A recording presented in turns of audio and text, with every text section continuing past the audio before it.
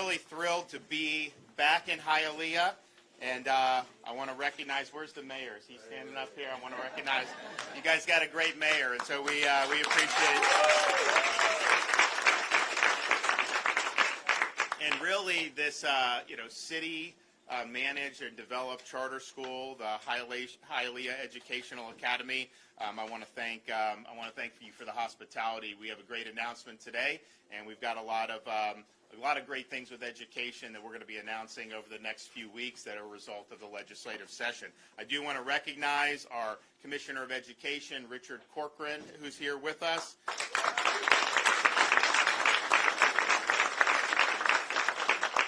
We have one of our engineering teachers from here at the Academy, Michael Pena, is with us. Dana Martinez is here. She's a parent of a student here at the Hialeah Educational Academy. Carlos Alvarez is the principal here, so I want to thank him for having us. We have Senator Ileana Garcia. So where is she at? Is she here?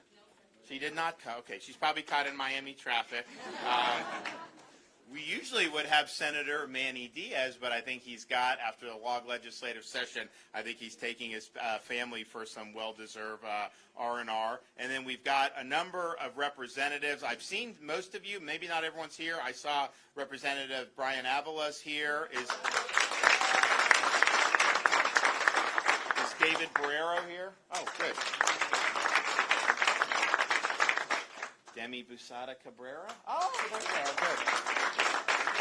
Bush, James Bush, thank you, as always. And I saw Tony Fabricio came up here with us, so I want to recognize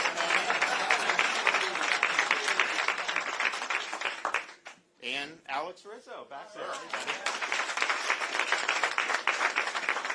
Well, we're really excited about being here in Hialeah for today's announcement. I'll just say, we've done so much really since I've been governor, but you just look at what we did in the last legislative session. Yesterday I signed into law a bill that moves Florida away from the FSA into progress monitoring, which is something that a lot of people have recommended because we have the tools to do it.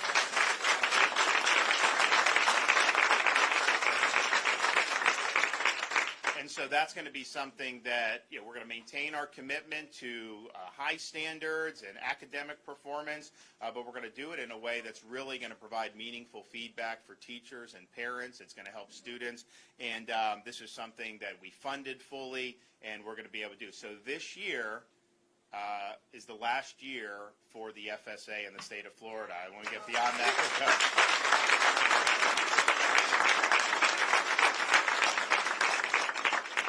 One of the things we have really stressed was education that is providing pathways for success for students. And some of that may be in academic disciplines that will be in high demand, like STEM, which is what they do a great job here, but also providing certifications for students so that if they're graduating high school, they have a certification. And yes, you go to college if that's what you want to do, and we want everyone to have that opportunity. But I'll tell you, if you're certified in some of these fields right now, you can make really, really good money, and you can keep making good money. This is definitely a job market that you want to be in if you have certain skills. And so we want to make sure students know that. They're equipped, and then they can make the best decisions for themselves. But if you look at what we've done in Florida, they've done a great job in a lot of places down here in South Florida of graduating kids. Yes, they get the high school diploma, but then they also have another certification, which really makes a difference. We just were in, when we did the FSA, the bill signing for progress monitoring in St. Pete, we were at a high school, St. Pete College runs a high school where they graduate not just with a high school diploma, but with an AA degree as well. And so this is all, I think, very, very important. And I think what they're doing here, they're offering certification programs in different fields that are high demand, like law enforcement, nursing, STEM, and fire rescue. And if you look, oh, by the way, last year when so many other places were defunding law enforcement, Florida, we stood by law enforcement. We did $1,000 bonuses for every single sworn law enforcement officer and firefighter in the state of Florida.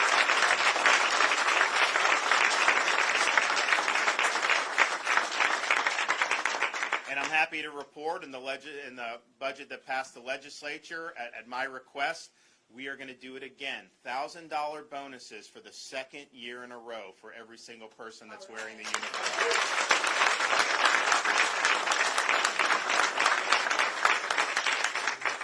And if you also look at nursing, to be able to meet that demand, I mean, there's a huge, huge demand in healthcare right now. And part of it was be exposed by COVID, but part of it was, I think, there even prior to COVID. And so the folks that are going through programs related to nursing, they're going to have a lot of opportunities as they get beyond school. And so this is an example of really meeting needs that exist in a really, really big way. So I want to commend the folks here for doing that, and many other places across the state of Florida who are stepping up to the plate and understanding, we do that. We also, because we've led the country in migration since COVID started, we have need for more healthcare infrastructure to serve people. We have need for more police officers and firefighters. There's just going to be need for this. I can tell you, we're going to sign this bill, HB 3, in the next couple of weeks. What we did to say that people that leave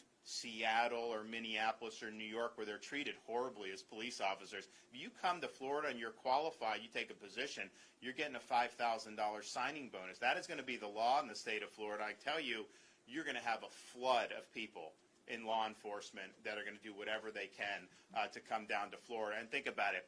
Do you want a state that's a law and order state that has the backs of law enforcement, where all these qualified people want to come? Are you going to have safer communities in that Florida model? Or are you going to have safer communities when you turn your backs on police, when you cut their budget, and then when you have these prosecutors that won't prosecute people? I know which model I would take, and that's what we're following in the state of Florida. So I'm looking forward to doing that.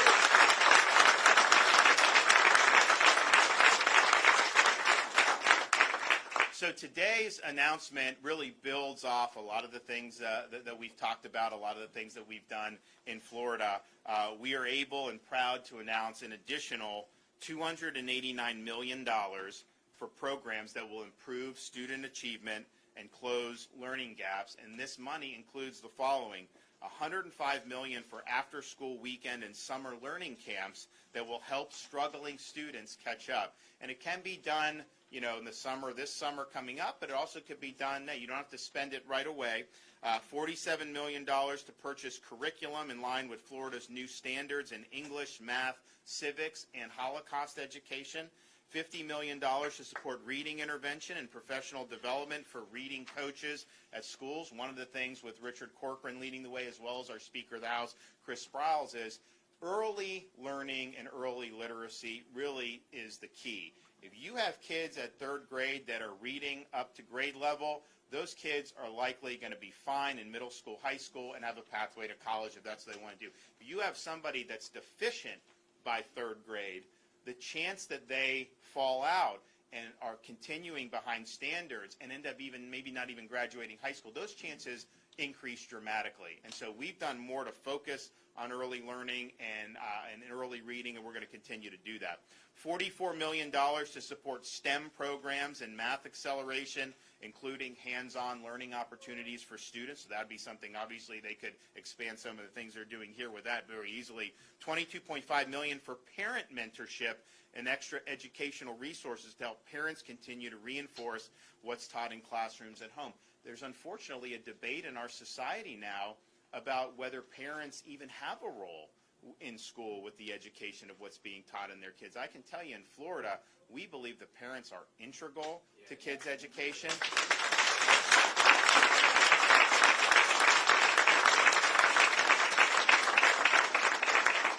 We think they have every right to know what's going on in school and to be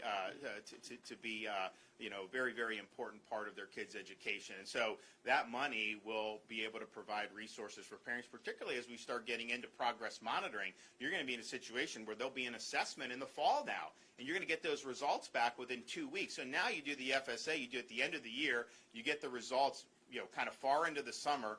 You have no ability to remediate because the school year's already over. Now you're going to get that. The teacher's going to get feedback within a week. The parents are going to get feedback within 2 weeks, and then they can really work to help remediate any deficiencies with the students. And so, but the parents' role is very, very important, and we're happy to be able to put resources towards that. And then finally, $5 million to help establish regional mental health resiliency teams to support districts with delivering services to students. And my wife, the First Lady, has worked very hard on resiliency in our schools. It's something that's been overlooked by our society in the past. You know, we think it's something we got to tackle head on. Now, I will say, in Florida, because we actually had kids in school, our kids are much better off than in some of these other states where they lock them out of school.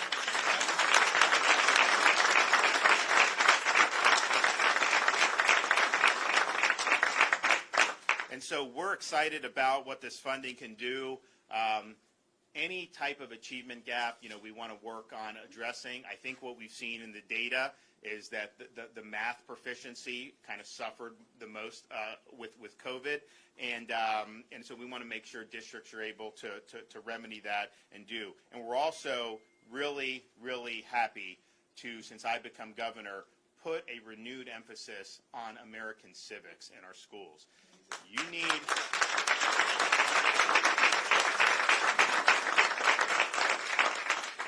What I tell people is, and this is a great example, they're preparing students to do a variety of different things. You're going to have students that are going to go. They're going to be police officers. They're going to go into other types of skilled fields where they have vocational credentials. Some will go to university. Some will go post-secondary. And all that is great, and there's a whole bunch of different ways where you can go to realize your dreams. But no matter what you do, everyone that comes out of our school system in Florida is going to be called upon to exercise the duty of being an American citizen.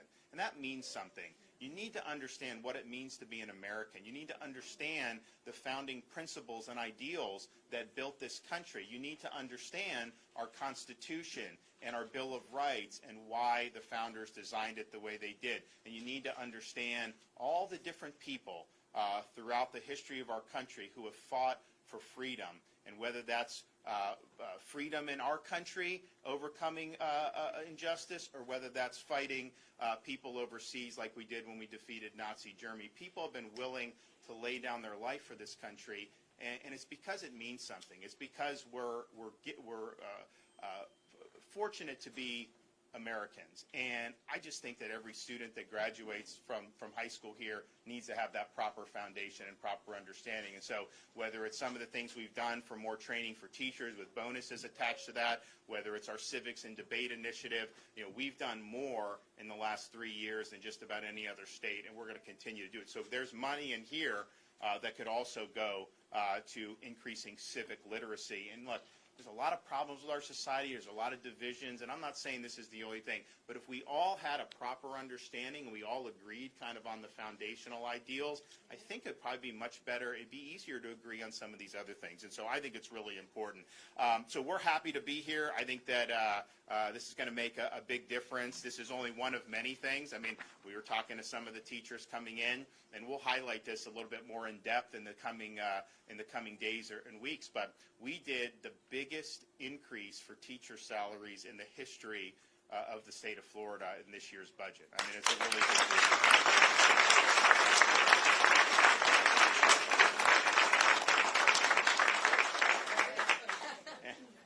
And we've done much more, and we will talk about that, and we will be able to make sure that we get and so the teachers, the overall per pupil support highest in history, overall support highest, and they tell me that some enterprising legislators may have put $2.9 million in the budget for the Hialeah education. I don't know if that's true. I haven't looked at the budget.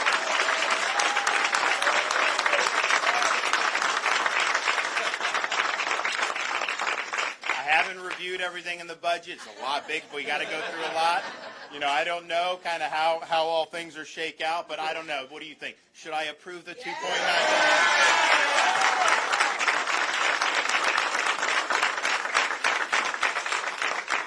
All right, so I hereby approve $2.9 million right here. So that'll be in there when we sign the budget.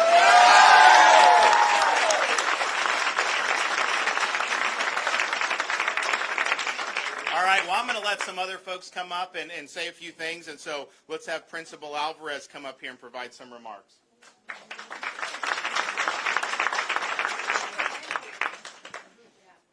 I want to thank the great Governor DeSantis, because he thoroughly understands that one of the biggest priorities in this state is, and our biggest priority and biggest investment is the youth and the children that we serve across the state of Florida.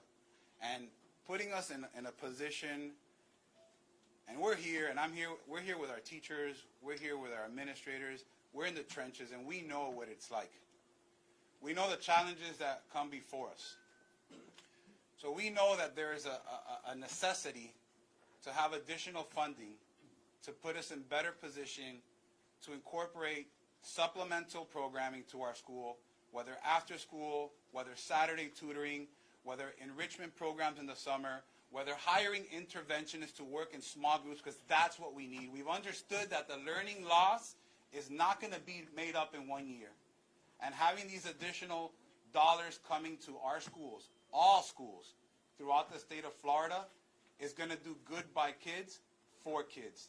We will continue using these resources to enhance our career and technical education programs and position students like the law enforcement officers that are here today that are graduates from this school, and this school created a pipeline for them to give back to their community in the field of public service. And we do the same thing with firefighters. We do the same thing with those in the medical academy, certifying them as EKG technicians, phlebotomy technicians.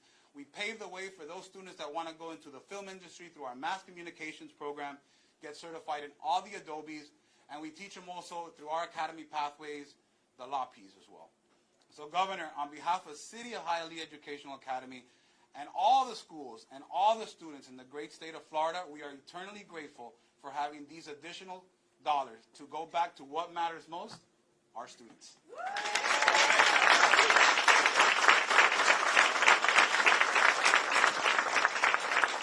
Hey, where's Michael Pena?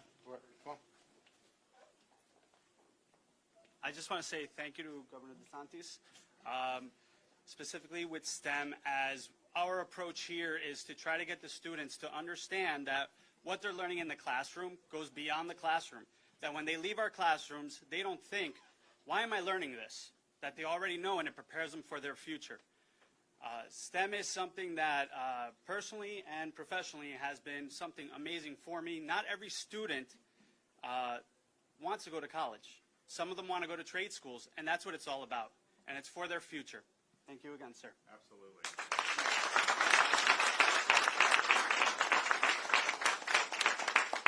Okay, Dana Martinez. Where is she? Right here.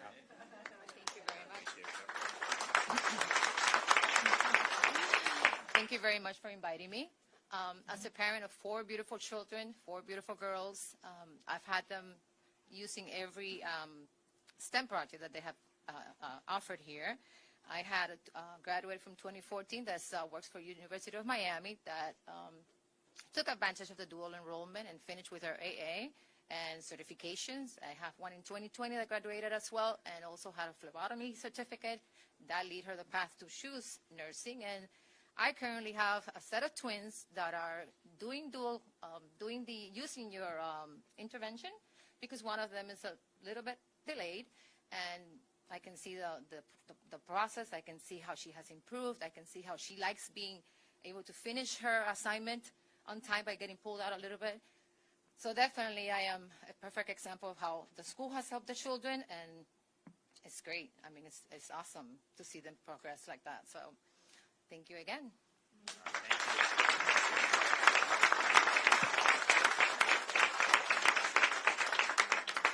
Okay, our Education Commissioner, Richard Corcoran. Where's he at?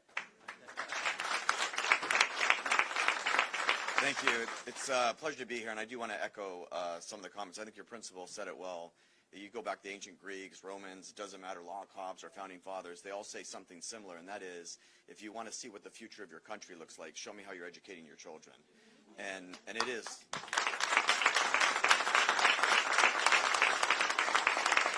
And it's been a real pleasure to serve under a governor who we've had the greatest 2.5-year crisis ever in academia.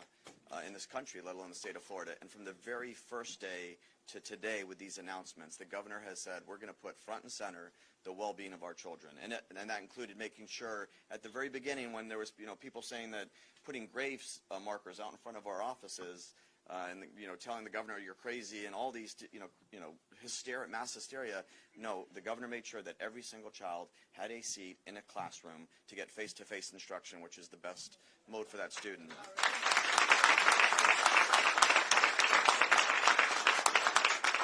And then it just continued. I mean, it's not just that stuff. Then we had, quarantines, and now we're quarantining healthy kids. The governor ends the quarantines and gets these kids to be able to stay in classroom and not have 10, 14 days of learning loss. Removing the masks and the barriers and all those things that happen where students, especially in those primary grades, can't even see the expressions on their teachers' faces and get the interaction that's necessary for them to progress and have that well-balanced education. And then today, all of the stuff, even, we were the first state to do a summer learning loss with the initial CARES dollars, and now you see it continue, every single thing, building on that literacy, building on that learning loss. It's every time there's a crisis, it seems like we go backwards. And the governor said, no, with this crisis, despite all that's happening, we're going to find a way to move forward. We're going to find a way to have after-school programs year-round, summer intensive learning camps, supports for parents now. Parents are going to actually be able to partner and work with their teachers and doing those things necessary to get their children to be not back to where they were, but to go beyond where they were. And now we have, I call it a SEAL Team 6, but now we're going to have a SEAL Team 6 led by the governor and the First Lady of resiliency. They say, and I've heard the First Lady say something along the lines, that adversity is the doorway to greatness. And when we can have our kids understand that the last 2 years, yes, they've been difficult. Yes, we're going to have these preschool, after-school programs, during summer programs to get you back where you need to be and go beyond. But that adversity, overcoming that adversity, having that grit is a key component to that child being successful in this world. And so all of this is just a great celebration of putting children first in Florida. From day 1 to day 365, we will not rest until those children get that world-class education they deserve. Thank you.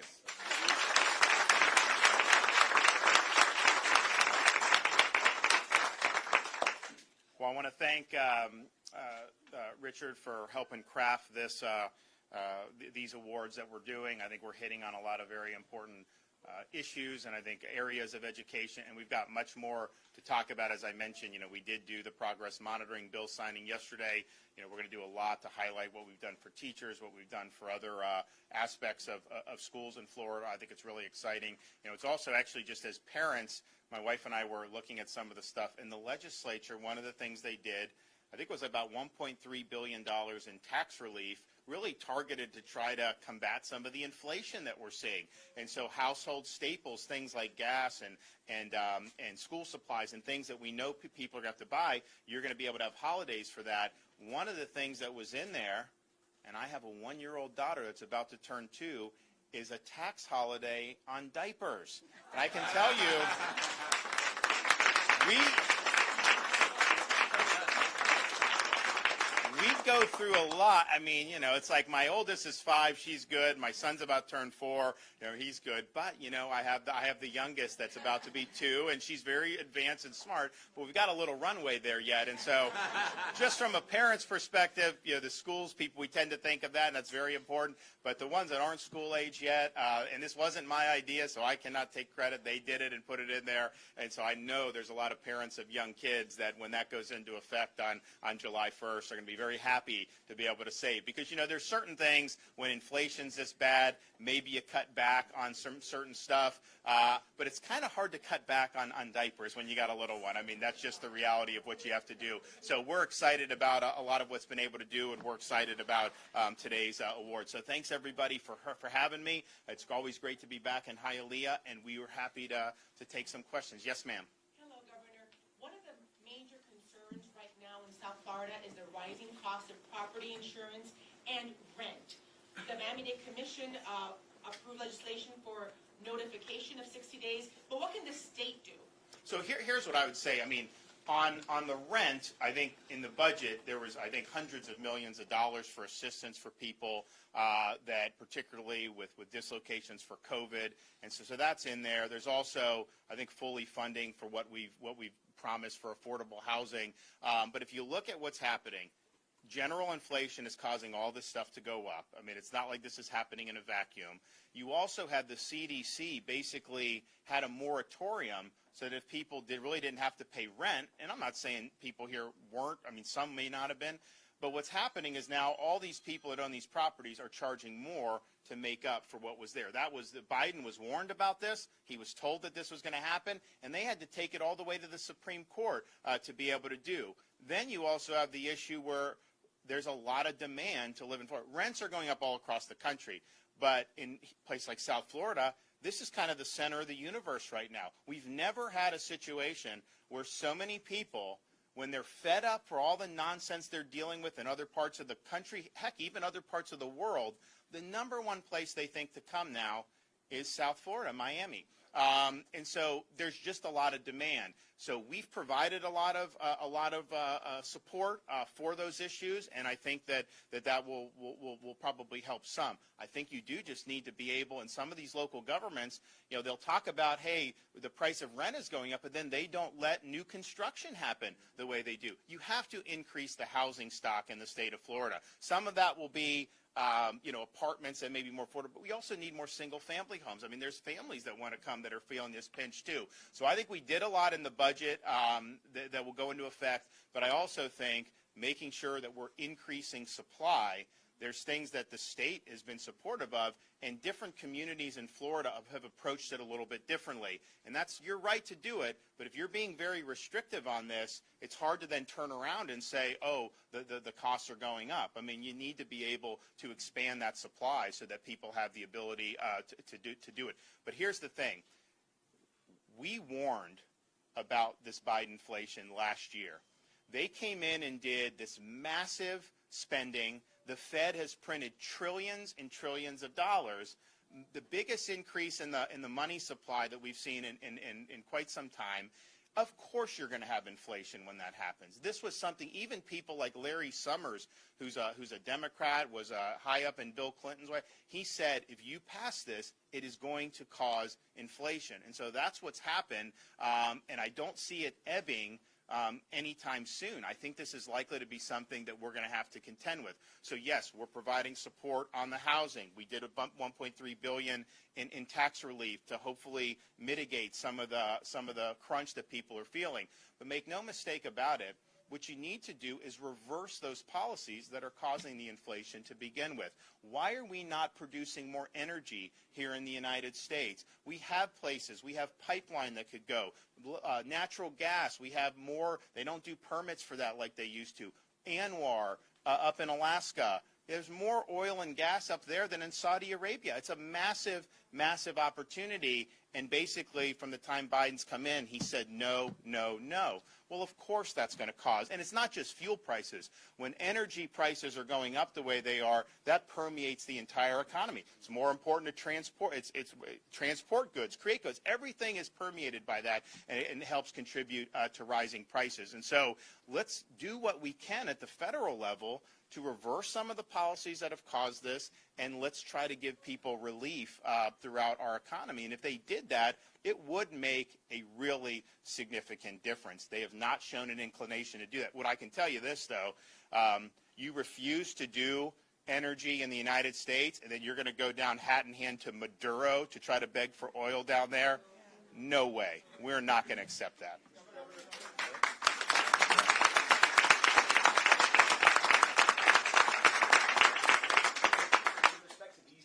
Are these general fund dollars, and can you talk about ESSER dollars, yeah. It's ESSER. ESSER from what was it, CARES Act 2? ESSER 3. This is yeah, ESSER 3. Yep. So these are, and so what we've done is, if you look at how it's done, they're not necessarily prescriptive on exactly how you need to do it. So, for example, within STEM, we want the schools to be able to have some flexibility in how they apply it. And how is it distributed? These are charters and districts. Oh, yeah, absolutely, 100%. And are these dollars requested by schools? Well, I mean, it's kind of thing, we have support for schools. We've been pushing this out in a variety of tranches. I mean, we've done a number of different awards. And so, if a school doesn't want it, I mean, what if they don't want it? What would you do? You'd send it somewhere else? They all want it, though. Yeah, they all want it. Governor, I wanted to ask you a follow-up on your vaccine recommendations. We've seen several researchers come forward and say that your Surgeon General misused their information and their studies when it comes to the vaccine recommendations. What would you say to them who say that the Surgeon General basically cherry-picked the information? What do you say to those? I don't think that's true. I mean, I think you got to understand, when you're in that realm, coming out for the recommendation that our Surgeon General did, that's like verboten. You will be blackballed. You'll do. That's just the reality. What he's doing is he's leading on this, and I think his view, and I agree with it, is the burden of proof is on the people that say you should get a 5-year-old kid vaccinated for COVID, okay? And they have to carry that burden. It's not the burden for a parent to say they should prove why you shouldn't do it. And if you look at the clinical trial, for example, with the Pfizer for the 5 to 11, there was no severe COVID in the vaccine arm, but there was also no severe COVID in the placebo arm. So the fact of the matter is these kids are at incredibly low risk from COVID. You do this, it's not clear, necessarily. I know certainly for teenage boys there's an increase in myocarditis cases. I think that has been absolutely done. So I think what he wanted to do was just say, hey, here's the recommendation. You're free to do what you want as a parent, but I think a lot of parents were feeling pressure to do it even though they didn't necessarily think that was the right thing to do. And so in Florida, we're a free state. You can make those decisions. Just as we oppose COVID vaccine mandates, we would also, of course.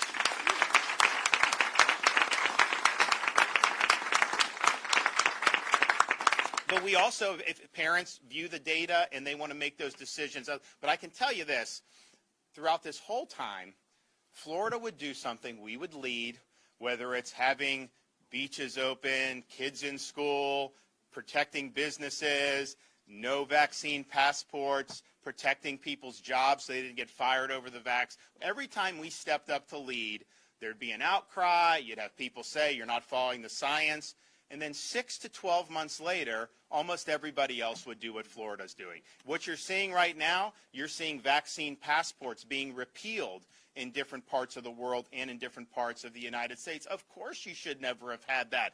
You're not going to say your civil rights depend on your personal choice on something involving a shot. How did it ever come to that? And I can tell you this, if Florida had not led on all those issues, it would have gotten much worse in this country. We would be very restricted. You would have really, I think, a suffocating regime of passports and mandates and all this. But we held the line and we made sure that we showed the way. So I think what you'll see increasingly over the next year is you will see more and more people come out and say, probably if you have a healthy 5 or 6 year old kid, you probably don't need to be doing. Actually, if you look at how the FDA, when they debated this, most of those people that were contributing to that were saying, I'm torn on this because I feel if we approve it for 5 to 11-year-olds, it may be mandated in schools, and we think that's a bad idea. We think for high-risk kids, we want to make it available, but clearly for a parent of a healthy kid, and particularly many of these kids that have recovered from COVID, they were even saying that this was something there. So I think just in the next 6 to 12 months, you'll see more people move in his direction, and I think that that's just the reality. And so because you have this thing where people are saying, like, you're not a good parent unless you do the COVID for very young kids, and that's just not true. It really is your choice. Just understand what the data shows. I don't think you can say that the data has shown certainly a huge benefit. At best you're looking at marginal, and at best you're looking at, some maybe marginal risks that may outweigh that. But so that's just the reality, and people can make those decisions. But let's talk in a year, and let's see who comes out and says, is it something that more people are recommending a year from now, or less people are recommending for young kids? And I think it's going to be less people are going to recommend it a year from now than are doing it today. Can you please tell me if you are planning to veto any budget items from lawmakers that did not back you in your redistricting efforts at this point? So I haven't reviewed the budget yet. I mean, we're going to go through that. I think as many of you know, there's a lot of line items in there. It takes a lot of time to be able to go through that. I can tell you that, of course, there will be vetoes in the budget. That's just the nature of it. I think when they did the budget conference, they probably agreed to certain spending to get it through, knowing that the governor would come in and maybe save the day on some of this stuff. And look, at the end of the day, we're fortunate because our economy's been very strong. We have booming revenues. And so they've had an ability to put maybe more in the budget. And if it's something that's good, like here, I said I'll approve it. There's other things that I'll approve. There's some things that are probably going to be a bridge too far. What I think is important to just say is, I respect when the legislature makes these decisions. At the same time is, don't get carried away with any irrational exuberance about just because our fiscal situation is so strong. I think even with a lot of these projects, I think we have the highest percentage of unallocated surplus general revenue compared to our overall general revenue spend in the history of the state, or certainly in the modern history of the state. So that's very strong fiscal posture. But at the same time, I want to make sure we're as strong as possible. And if there's areas that I can do to address, we will do that. But these are decisions that you make based on the best interest of the taxpayer and the best interest of the state of Florida. So, okay, we will see you guys. Thanks so much.